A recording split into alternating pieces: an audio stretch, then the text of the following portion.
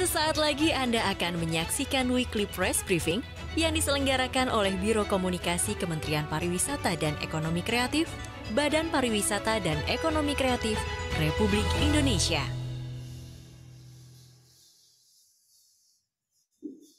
Assalamualaikum warahmatullahi wabarakatuh. Salam sejahtera bagi kita semua. Shalom, Om Swastiastu, Namo Buddhaya, salam kebajikan, salam sehat, salam Indonesia maju penuh semangat. Selamat sore Bapak Menteri dan juga Bapak Ibu hadirin sekalian, tentunya rekan-rekan media, selamat datang kembali dalam acara Weekly Press Briefing yang digelar oleh Kementerian Pariwisata dan Ekonomi Kreatif, Badan Pariwisata dan Ekonomi Kreatif Republik Indonesia di hari Senin 25 Oktober 2021 sore hari ini. Dan telah hadir bersama kita yang kami hormati, kami banggakan, Bapak Menteri Pariwisata dan Ekonomi Kreatif Republik Indonesia, Bapak Sandiaga Salahuddin Uno. Selamat sore Pak Sandi. Selamat sore dari Kaimana, Kabupaten Kaimana, Provinsi Papua Barat, kepada Mas Hanif dengan sweater hitam yang andalan ya.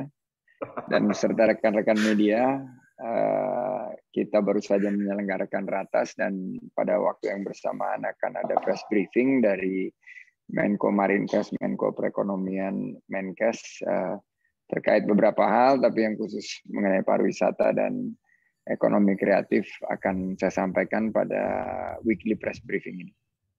Oke, terima kasih Bapak Menteri. Sebelum kita akan melanjutkan sesi weekly press briefing seperti biasanya, dan kita akan minta Bapak Menteri untuk berpantun. Seperti disampaikan oleh Bapak Menteri, lokasi weekly press briefing kali ini sungguh spesial. Kalau kemarin kita sempat melaksanakan dari rumah, ada juga dari kantor, ada juga dari desa wisata di daerah Yogyakarta. Kali ini kita berlokasi di wilayah paling timur Indonesia.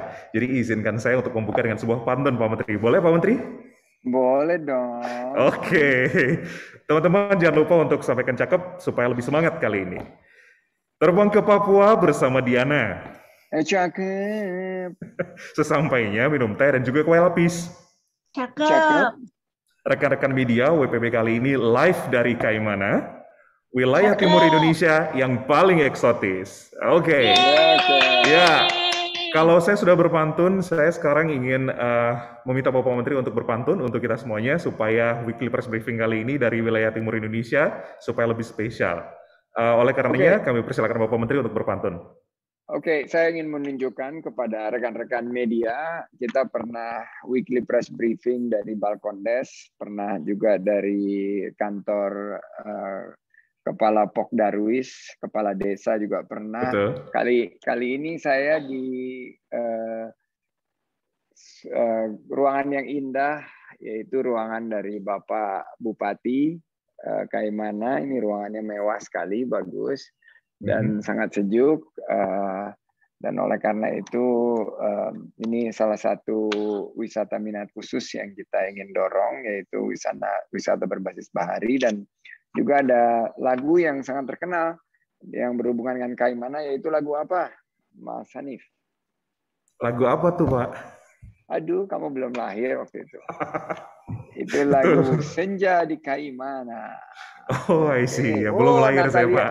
Natalia tuh udah tahu. Natalia EFR tuh seumur sama saya. Senja di Kaimana. Oke. Jadi hari ini saya mesti balas pantunnya dulu supaya seru-seruan kita lengkap. Are you ready? Ready. Ke Singkawang lihat festival barongsai. Cakep. Acaranya meriah, sangat luar biasa. Cakep. Walau pandemi masih belum usai. Cakep. Tetap semangat bangkitkan parekraf Indonesia. Yeay. Ini ada tim hore di sini, saya nggak boleh abai ini. Saya pakai dan mudah-mudahan Hanif juga tidak abai. Ketawa ngakak sampai terbahak-bahak. Cakep. Karena lihat komedi di televisi. Cakep. Mari bahu-membahu koordinasi dengan semua pihak. Cakep. Agar siap untuk buka Bali kembali. Yeay. Baik. Terima kasih. Dan ini ada Mbak Wamen di sini dan banyak sekali pejabat-pejabat yang sudah hadir, seperti pejabat teras kita Mbak Intan Nurani Inggita Sandi dan juga Pak Restok, Pak Ajo, Pak Dadang, Bu Oneng, serta banyak sekali, tapi saya juga diberitahu ada Mbak Wamen, Mbak Angela Tanusudibyo. Kita ada beberapa isu strategis nih, Mas Hanif. Mau tahu nggak? Boleh Bapak, mungkin di sesi kali ini boleh dikasih informasi sedikit apa saja isu strategis yang akan dibahas kali ini Pak? Oke, kita akan fokus pada monitoring evaluasi pembukaan Bali. Selanjutnya tanggapan terkait PCR test yang digunakan kembali dengan syarat penerbangan, beberapa penerbangan, dan juga tanggapan terkait kedisiplinan prokes yang semakin mengendor akhir-akhir ini, dan upaya kami untuk mengangkat agar pemberlakuan protokol kesehatan ini semakin bisa ditingkatkan, khususnya untuk mengantisipasi kekhawatiran kita tentang gelombang berikutnya dan varian yang dicermati sekarang sudah mulai muncul di berbagai belahan dunia. Demikian, Hanifan. Bapak mohon izin karena sebelum Bapak kami persilakan untuk menjelaskan lebih jauh mengenai isu strategis kali ini karena keterbatasan waktu, karena saat ini Bapak sedang kunker di wilayah Papua dan juga agendanya cukup ketat, jadi kami mohon izin untuk menyampaikan bahwa WPB kali ini akan dibatasi kurang lebih 30 menit. Jadi nantinya untuk rekan-rekan media yang mengajukan pertanyaan, mohon bisa sampaikan seprecise mungkin supaya bisa dijawab oleh Bapak dan bisa berbagi waktu dengan rekan-rekan yang lainnya. Dan tadi Bapak menyampaikan ada isu strategis mengenai MONEF pembukaan Bali, penggunaan PCR test untuk syarat penerbangan hingga prokes yang dinilai kendor akhir-akhir ini. Kami persilakan Bapak Menteri untuk menjelaskan lebih jauh mengenai isu strategis kali ini, Pak. Silakan, Pak Menteri. Siap, silakan. Dan nanti mungkin kalau setelah saya meninggalkan ruangan, ada juga beberapa rekan-rekan saya seperti Bu Nia Niscaya sudah bergabung juga, khususnya nanti yang mengenai persiapan dari beberapa kunjungan charter flights maupun pembukaan beberapa kemungkinan penerbangan langsung ke Bali. Untuk MONEF pembukaan Bali hingga saat ini belum ada penerbangan internasional ke Bali, namun sudah ada beberapa permintaan yang sedang dilakukan persiapan terakhir karena berkaitan dengan syarat-syarat baik karantina maupun juga asuransi, dan juga mengenai penanganan dari tentunya reciprocity atau timbal balik dari negara-negara tersebut. Tingkat permintaan yang semakin meningkat, tingkat inquiry, pertanyaan yang kita peroleh melalui hasil sosialisasi dan promosi ini semakin masuk. Ada permintaan juga dari beberapa negara seperti Australia dan Singapura untuk membuka diskusi. Dan tentunya keseluruhan proses itu kita lakukan lintas kementerian dan lembaga agar kita lakukan semua ini dalam koordinasi, dan realisasinya bisa kita lakukan secara bertahap, bertingkat, dan berkelanjutan. Kami menggandeng Biro Perjalanan Wisata yang ada di 19 negara, dan melalui media kami sendiri, Kemenparekraf, maupun kampanye hashtag It's Time for Bali, kami juga sudah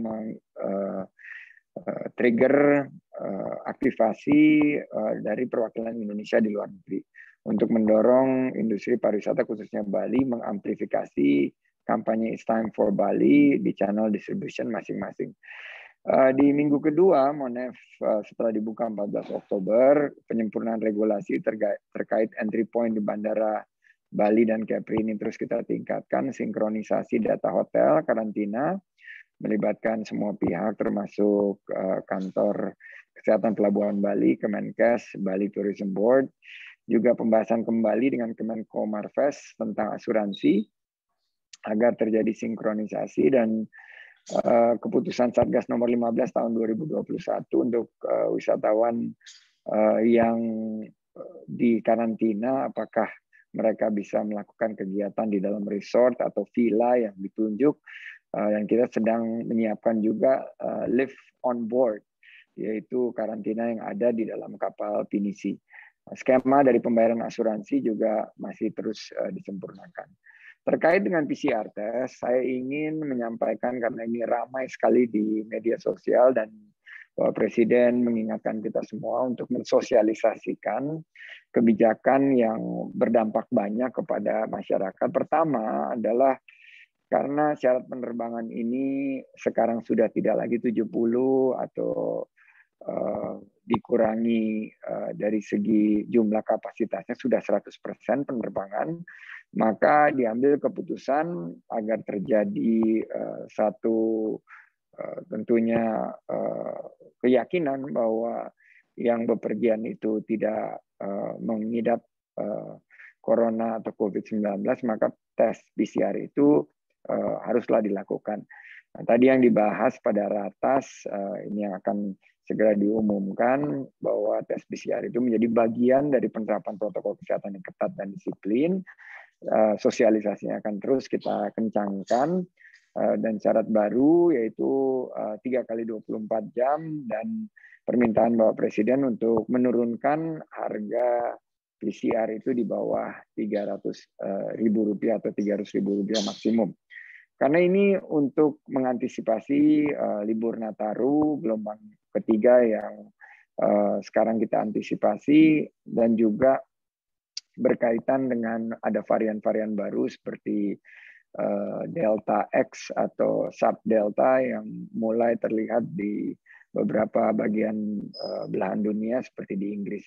Kami minta masyarakat bersabar dan tidak euforia dengan dibukanya kembali wisata. Saya mendapat kabar Bali dan beberapa destinasi sudah setelah dibuka ini mendapatkan peningkatan dari permintaan dan booking, tapi jangan sampai lengah. Kita harus terapkan protokol kesehatan secara ketat dengan melakukan testing karena ada 100 lebih kabupaten dan kota yang meningkat dari kasus-kasus barunya ini.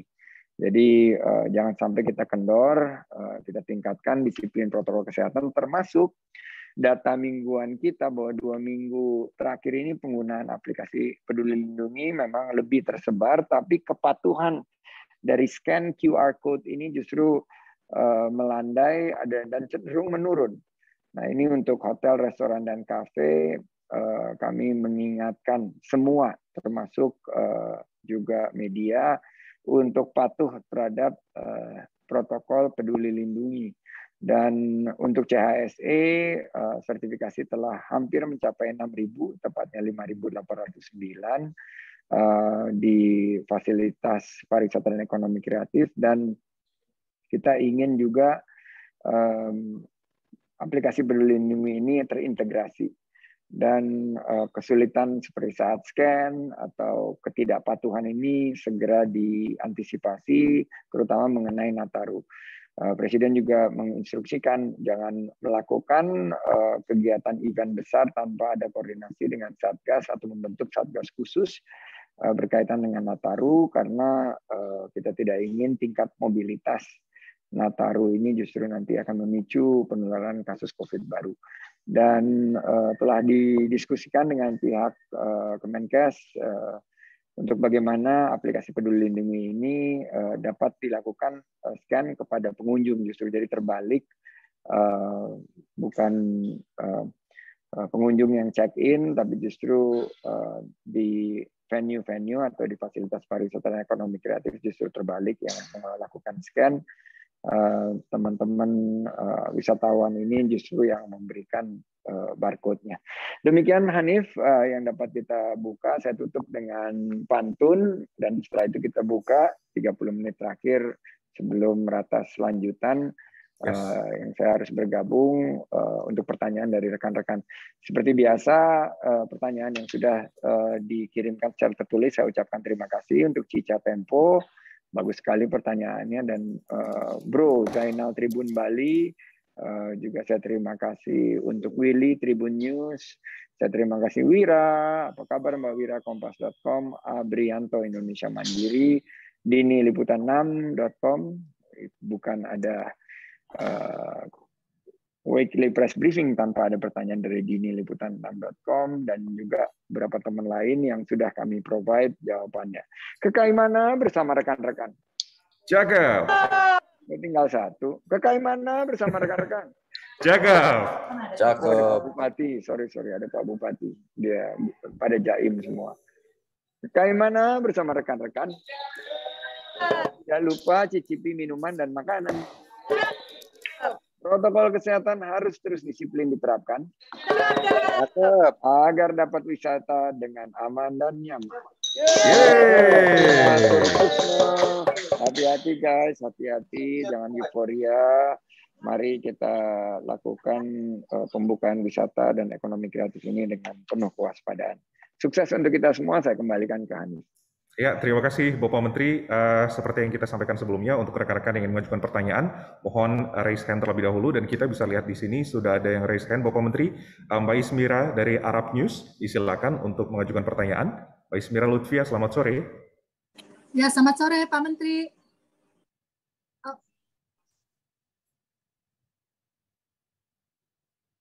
Ya, selamat sore Pak. Sore Ismira, saya mau diajak ke Senja di Kaimana. Jadi sebentar saya, please go ahead. Saya akan dengerin lewat iPad. Jadi saya pengen kasih lihat kalian semua juga Senja di Kaimana. Silakan, go ahead Ismira. Oke, ya Pak, tadi Bapak menyebut bahwa peraturan mengenai mendarat di Bali dan Batam untuk dengan dibukanya Bali dan Batam ini akan masih dalam proses penyempurnaan, termasuk juga soal asuransi. Nah, saya jadi terpicu untuk bertanya, mengingat juga waktu 2 minggu lalu, ketika peraturan mengenai visa dari Kemenkumham dan juga peraturan mengenai karantina itu baru dikeluarkan tanggal 13, hanya sehari sebelum dimulainya Bali. Kalau begitu, kenapa nggak ditunggu aja sampai semuanya beres, baru officially declare open gitu Pak, daripada waktu itu sudah dibuka tanggal 14, tapi ya sampai sekarang ternyata semuanya masih disosialisasikan aturannya, dan karena aturan karantina dan aturan visanya juga baru tanggal 13 sendiri, jadi belum ada waktu sosialisasi ke negara-negara yang dituju atau negara-negara yang diterima, yang bisa diterima. Itu Pak pertanyaan saya, kenapa nggak ditunggu aja sampai semua peraturannya itu sudah matang, sosialisasinya sudah jelas ke negara-negara yang dituju. Lalu mengenai PCR test, ini sih just curiosity aja Pak, kalau Pak Sandi beserta rombongan atau pejabat-pejabat lain ke luar kota, bolak-balik, itu kan saya bayangkan waktunya sangat padat dan sibuk ya Pak. Lalu apakah Pak Sandi dan juga menteri-menteri lain beserta rombongan ketika keluar kota, keluar dari Jakarta dan kembali ke Jakarta, tes PCR juga nggak Pak? Soalnya kalau saya pernah jadi harus nambah 1 hari lagi untuk menyesuaikan, misalnya saya traveling keluar Jawa, untuk kembali ke Jakarta, menyesuaikan waktu PCR test yang tersedia di klinik setempat, waktunya, dan juga menyesuaikan dengan jadwal penerbangan yang tersedia, jadi harus nambah 1 hari lagi, Pak. Nah, kalau saya kebayangnya Pak Menteri dan yang lain-lain pasti waktunya kan sangat mepet. Nah, itu bagaimana Pak kalau para pejabat? Terima kasih Pak. Baik, terima kasih Mbak Ismira Lutfia yang sudah mengajukan pertanyaan. Ada 2 pertanyaan, Bapak Menteri. Tadi disebutkan bahwa Bali Batam saat ini masih dalam tahap penyempurnaan. Kenapa tidak ditunggu saja sampai semua peraturannya beres? Tadi disampaikan itu pertanyaan pertama. Yang kedua, apakah Bapak Sandi dan juga rombongan ketika melakukan kunker juga melakukan PCR? Disilakan, Pak Menteri. Terima kasih Pak Hanif yang sudah mengulang pertanyaan yang saya sudah mendengar sendiri. Oh ya, baik Pak. Ya, ini menambah waktu yang tidak perlu. Sembari berjalan, kami menyiasatinya di Ismira. Jadi gini, pertama pejabat itu has to lead by example. Jadi kalau semua harus di PCR, kita juga harus di PCR. Nah, seperti tadi kita mendarat di Kaimana, tentunya sebelumnya kami sudah PCR. Dan begitu mendarat, hal yang pertama kita lakukan di Kaimana, kita di PCR lagi. Karena besok kita juga akan berangkat dengan flight yang berangkat pukul 9 berarti kita harus di PCR. Tadi saya di PCR-nya jam, begitu sampai di sini sekitar jam 3. Jadi itu satu keharusan. Dan kalau sekarang 2x24, berarti kalau misalnya ini juga kita dalam keadaan yang traveling ini hampir setiap hari atau setiap move about, paling tidak 2x24 itu saya di PCR. Dan semua rombongan, tidak terkecuali. Kalau saya aja di PCR, berarti semua rombongan di PCR. To lead is to give example. Dan ini yang menurut saya kita harus dorong semua, karena masyarakat akan melihat leadernya seperti apa. Itu pertama, cara menyikapi kita, dan karena waktunya makan waktu 12 jam, 12 jam itu tentunya ya kita harus lakukan sehari sebelumnya, sesuai dengan waktu yang diperlukan oleh para lab itu untuk mendapatkan hasilnya. Jadi itu pertama mengenai PCR test yang dilakukan oleh rombongan kami. Yang kedua mengenai pengumuman 14 Oktober dan pengumuman-pengumuman seperti PCR dan lain sebagainya, itu harus kita akui. Tadi kita juga dikritisi oleh Bapak Presiden bahwa yang paling utama itu adalah sosialisasi dan edukasi kepada masyarakat dan penyampaian informasi yang lugas. Namun memang kita sekarang ada dalam situasi VUCA, volatility, uncertainty, complexity, and ambiguity, di mana keputusan itu harus diambil cepat, dan setiap elemen dari pemerintah yang harus memberikan pengumuman itu harus juga menyampaikannya dengan bahasa yang lugas, rasional, dan yang tanggal 14 Oktober itu sudah kita sampaikan beberapa negara adalah informasi yang sudah kita lakukan penelaahan secara data, dan betul-betul kita lakukan itu dengan berbasis data yang disampaikan kepada kita oleh para epidemiolog dan juga oleh para penyiap kebijakan strategis kita. Jadi ini akan terus berganti karena data COVID itu akan terus naik turun jumlah negara. Misalnya Belanda ada di dalam daftar itu, tapi sekarang Belanda menghadapi gelombang keempat yang sekarang cukup tinggi. Ini yang akan terus berubah. Jadi di situasi seperti saat ini memang kita harus lebih cepat dalam melakukan satu kebijakan dan bersiap-siap untuk melakukan penyesuaian berbasis data. Data-driven policies ini akan terus kita sempurnakan, dan kita tentunya berterima kasih kepada media yang terus menjadi mitra kita dalam penyampaian informasi-informasi ini. Memang tidak ideal bahwa ini lebih baik tunggu. Kalau kita tunggu, data ini akan terus berubah, kita nggak akan pernah bergerak. Dan saya belajar dari zaman kami tentunya di lapangan bahwa data-data yang berkaitan dengan angka yang sangat kita monitor ini yang akan menentukan kebijakan kita. Jadi setiap minggu kita akan memberikan update, dan di saat yang sama ini Pak Menko Perekonomian, Menko Marves sedang memberikan briefing. Itu juga berdasarkan data yang terakhir dan arahan yang kita dapatkan dari Bapak Presiden. Demikian Mbak Ismira. Ya, terima kasih Pak. Terima kasih Mbak Ismira. Selanjutnya franciscatempo.co. Halo Cica, kalau pertanyaan yang kayak dikirim aku udah jawab tuh Cica. Halo Pak Sandi, mau ngupdate sedikit sebetulnya. Untuk Siap. yang kebijakan tes PCR itu sih sebetulnya apa sih dampaknya untuk sektor pariwisata, khususnya untuk destinasi favorit seperti di Bali ya, karena ini kan kebijakannya eksklusif begitu untuk penerbangan, dan penerbangan itu kan dekat dengan pergerakan sektor wisata. Apakah sudah ada laporan pembatalan pembelian paket-paket wisata dan sebagainya? Kemudian yang kedua, ada desakan dari pelaku usaha wisata agar pemerintah mengkaji ulang harga batas atas tes PCR yang dirasa memberatkan. Apakah dari Kemenparekraf akan ikut mendorong kajian ulang itu sebagai bentuk dukungan terhadap sektor wisata? Cukup itu aja Pak Oke. Sandi, makasih.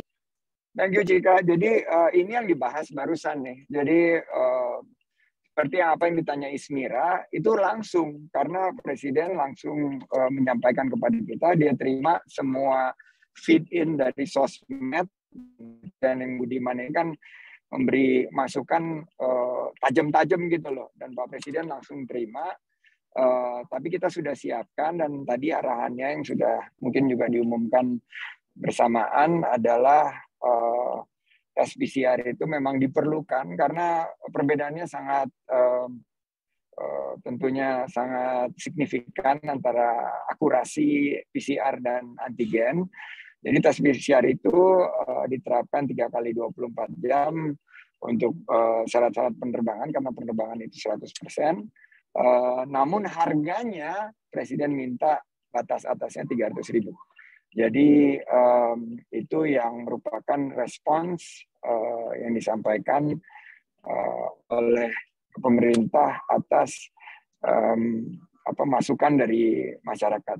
Nah, memang salah satu dampaknya adalah pariwisata, dan ini berat sekali Francisca, berat banget. Dan kita lagi mencoba meningkatkan, dan Bali ini sudah tembus lagi 10.000 sampai 11.000 wisatawan Nusantara, wisatawan domestik yang berkunjung setiap hari. Ini ada penurunan sampai 20-30%. Jadi ini yang harus kita sosialisasikan kepada masyarakat. Mudah-mudahan masyarakat bisa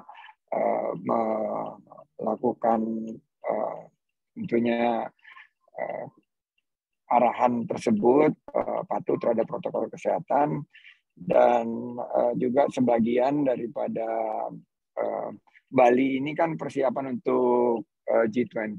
Kita nggak mau ngambil resiko sama sekali. We are not going to take any slightest risk menghadapi G20, karena G20 ini kita akan mengambil presidensinya, dan Bali ini harus kita jaga jangan sampai menjadi klaster. Nah, inilah masukan-masukan yang akhirnya kita harus mengambil kebijakan yang pas agar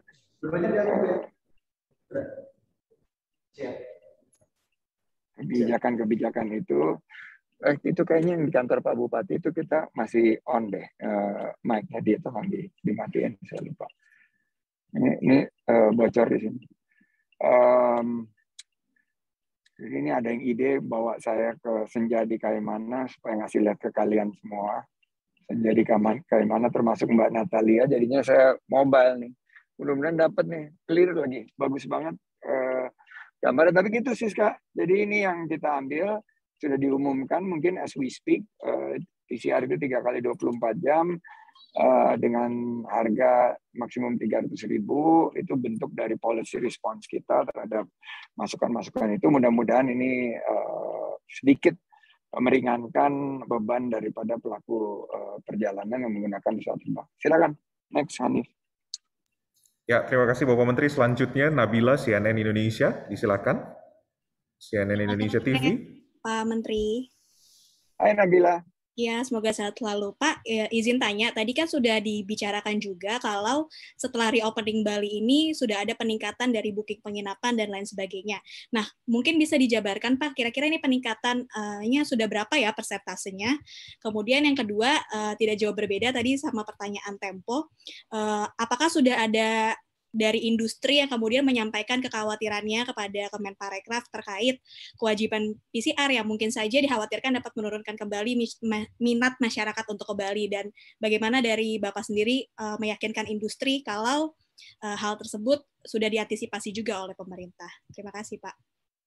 Ya, nanti saya minta Bu Nia nambahin ya setelah sesi kita ini, tapi minat untuk berkunjung ke Bali itu tetap tinggi. Tapi salah satu yang menjadi pertimbangan adalah angka COVID. Kedua adalah fleksibilitas dan tentunya cost dan keharusan yang kita mesti sekarang kita harus patuh, yaitu pengambilan PCR 3 kali 24 yang berdasarkan keputusan pemerintah tadi. Itu juga menjadi syarat berkunjung ke Bali. Nah, memang kita utamakan kesehatan dan kesiapan Bali sebagai venue utama G20. Dan kita ingin agar ini jangan sampai kita lengah. Dan secara PCR ini kita, wow cantik banget. Ini Taman Jokowi Iriana, tapi nggak ada Nur Asia ini. Oke, kita turun dulu nih guys. Tadi untuk Nabila udah jawabnya seperti itu. Dan silakan Bu Nia, kalau misalnya ada yang ditambahkan. Tapi saya baru nyampe nih di keren banget Mbak Nia nih. Ini Taman Jokowi Iriana di belakang saya dan ini yang disebut senja di Kaimana. Ini sekarang pukul menunjukkan 5.45 di Kaimana, guys. Media, it's beautiful. Take it over from here, Bu Nia. Silakan untuk menjawab Nabila. Ya, terima kasih. Wow, keren Mas. Ya, Mbak Nabila, poinnya dari sisi Google Search ya, data-data menunjukkan intensi untuk pengunjung Bali sangat tinggi. Kemudian kita juga tanya kepada para pelaku, kelihatan sekali itu ada dari kuesioner yang disebar. Memang yang menjadi kendala utama adalah adanya keharusan karantina 5 hari. Ya, jadi ada dari Australia misalnya mencoba bolehkah karantina itu di-reduce menjadi 2 hari gitu. Walaupun kita sampaikan bahwa ini sebetulnya semata-mata demi alasan kesehatan dulu lah, karena ada masa inkubasi yang harus dicek seperti itu. Jadi secara kesimpulan intention masih tinggi, orang sudah ingin ke Bali. Hanya konsiderasi karantina yang orang masih menunggu. Siapa tahu ada fleksibilitas. Tapi karena dengan dasar mereka sudah divaksin, sebelum berangkat di PCR, dan ketika tiba juga di swab PCR. Jadi itu. Ya kita lihat saja karena kami mengerti para ahli-ahli itu juga akan pasti punya pertimbangan yang cukup matang sampai mengeluarkan sebuah usulan kebijakan seperti itu. Tapi ini memang challenging sih dibanding dengan kompetitor kita yang membebaskan tidak adanya karantina. Terima kasih. Baik, terima kasih Bu. Bapak mungkin ingin menyampaikan penutup dalam Weekly Press Briefing kali ini? Ini kita kota senja di Kaimana ini ya. Kota, lagunya kayak gimana Mbak Natalia? Senja di Kaimana, coba dimainkan guys. Kembali lagi Bimo struggling. Ini senja di Kaimana. Ini namanya Pak Bupati, ini saya sama Pak Bupati. Pak Bupati namanya Pak Freddy T. Pak Bupati ini dinamakan Taman Jokowi Iriana ya. Benar, Pak Menteri. Karena Pak Jokowi pernah foto sama Bu Iriana di sini ya. Tapi karena saya nggak sama Bu Nur Asia, saya foto sama Pak Bupati aja berdua. Bergandengan tangan kita Pak Bupati ya. Oh ini dia lagunya ya. Oke. Betul Mbak Natalia lagunya. Iya, benar dia.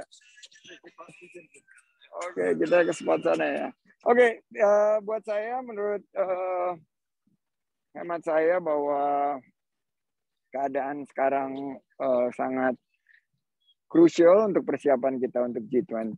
Memang industri pariwisata, saya baru terhubung dengan Pak Haryadi Sukamdhani dari PHRI, Bali Tourism Board, semua memberikan masukan, ya sedikit mengeluh, ini baru bangkit lagi. Tapi saya meyakinkan mereka bahwa ini yang perlu kita lakukan agar kita tidak mengalami situasi seperti bulan Juli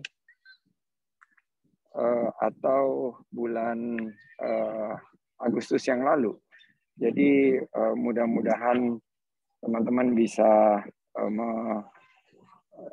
sama-sama menerima keadaan ini dan setiap minggu ini kita evaluasi. Jadi mohon bersabar dan juga Pak Menteri Perhubungan menyampaikan bahwa tingkat load cukup tinggi, termasuk juga yang kita lihat bahwa minat pergian ini, mobilitas harus kita jaga agar Natarunya ini tidak menjadi Nataru yang berpotensi meningkatkan kasus COVID lagi. Jadi ini ada penutup dari saya, tapi Pak Mas Hanif mungkin beberapa pertanyaan itu bisa dihandle oleh Pak Mas Hanif atau Ibu Nia. Silakan untuk teman-teman. Sekali lagi salam dari Senja di Kaimana dengan waduh cantik sekali ini. Iya. Cantik banget ya Nif ya. Luar biasa Pak. Harusnya saya ikut ke situ Pak. Sayang kamu nggak di sini. Iya Pak. Terpenjara di depan laptop Pak. Iya, sabar ya, sabar. Siap, nanti nyusul Pak. Baik, terima kasih Bapak Menteri dan juga Ibu Nia. Itu Ciko ada pertanyaan mengenai Australia. We talk about Australia juga, dan kita lagi mau kembangkan pembicaraan lebih lanjut, tapi mungkin Mbak Nia bisa nambahin juga tentang Australia. Saya pamit dulu. Sukses untuk kita semua. Assalamualaikum warahmatullahi wabarakatuh. Waalaikumsalam. Waalaikumsalam warahmatullahi wabarakatuh. Terima kasih Bapak Menteri yang telah berkenan hadir dalam acara Weekly Press Briefing kali ini di tengah padatnya agenda Bapak, karena Bapak akan sudah ditunggu untuk rapat berikutnya. Dan seperti disampaikan oleh Bapak Menteri terkait isu strategis yang disampaikan hari ini, ada isu utama, ada 3 terkait monitoring evaluasi pembukaan Bali. Disebutkan Bapak Menteri bahwa hingga saat ini belum ada penerbangan internasional ke Bali. Dan Kementerian Pariwisata dan Ekonomi Kreatif terus melakukan promosi melalui Biro Perjalanan Wisata di 19 negara seperti disampaikan oleh Bapak, dan juga melakukan bentuk kerjasama dengan Biro Perjalanan Wisata tersebut. Dan selain itu Kementerian Pariwisata dan Ekonomi Kreatif juga melakukan promosi campaign #It'sTimeForBali, terutama dari Deputi Bidang Pemasaran dari tempat Ibu Nia Niscaya yang hadir kali ini. Selain itu ada beberapa facts yang perlu kami sampaikan, bahwa hingga saat ini penyempurnaan regulasi terkait entry point bandara di Bali dan Kepri terus dikebut. Dan juga ada sinkronisasi data hotel karantina dengan beberapa kementerian lembaga seperti Kemenkes, Kantor Kesehatan Pelabuhan Bali, dan juga Bali Tourism Board.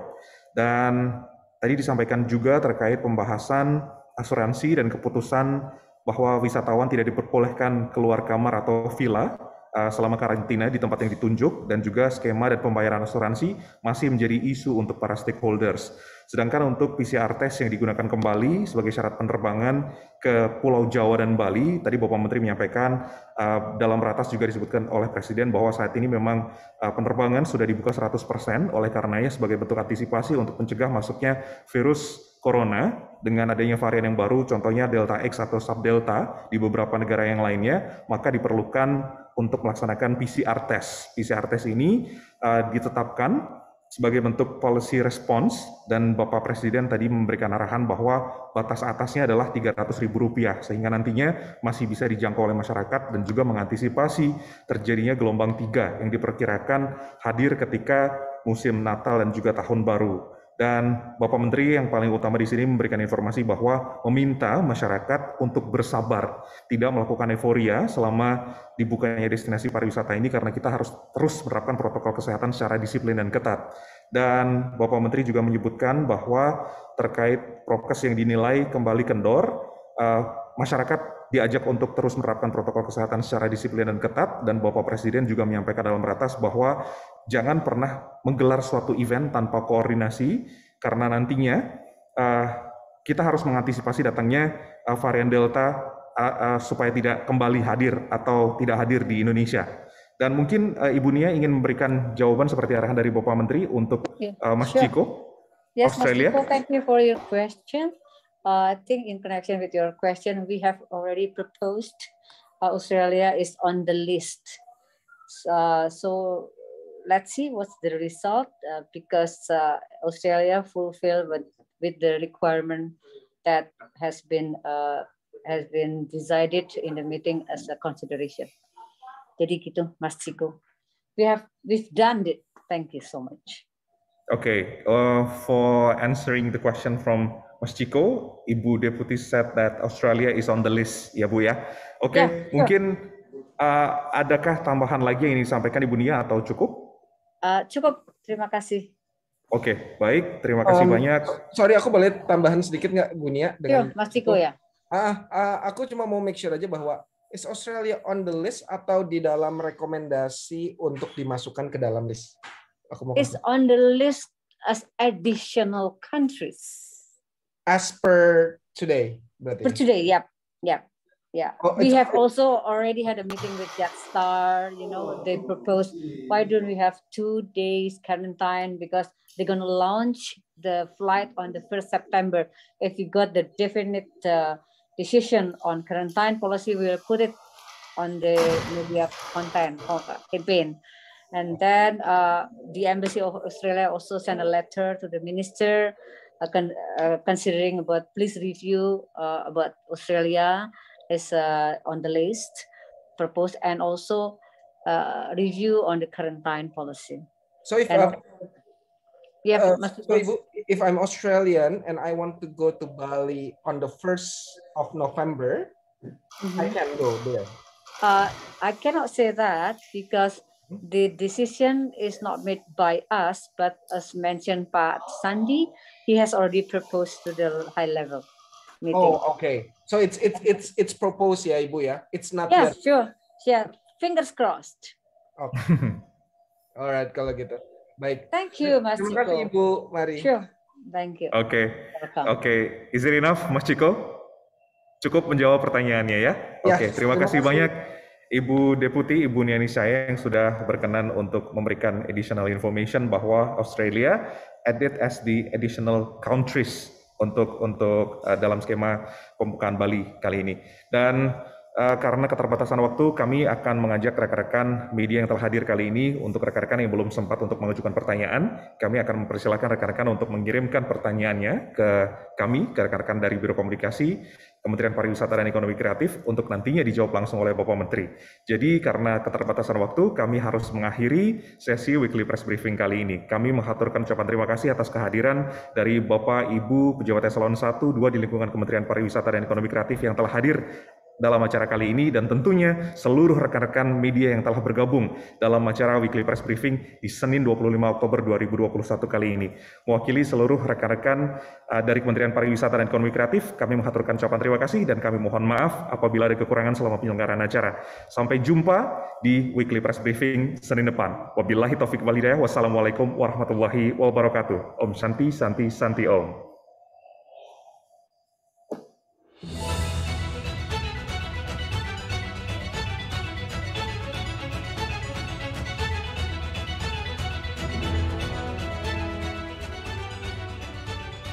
Terima kasih, Anda telah mengikuti Weekly Press Briefing yang diselenggarakan oleh Biro Komunikasi Kementerian Pariwisata dan Ekonomi Kreatif, Badan Pariwisata dan Ekonomi Kreatif Republik Indonesia.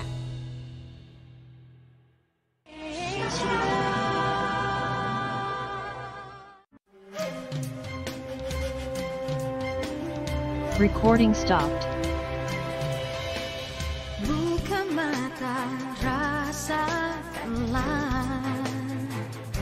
kehangatan senyuman, cinta dan persahabatan.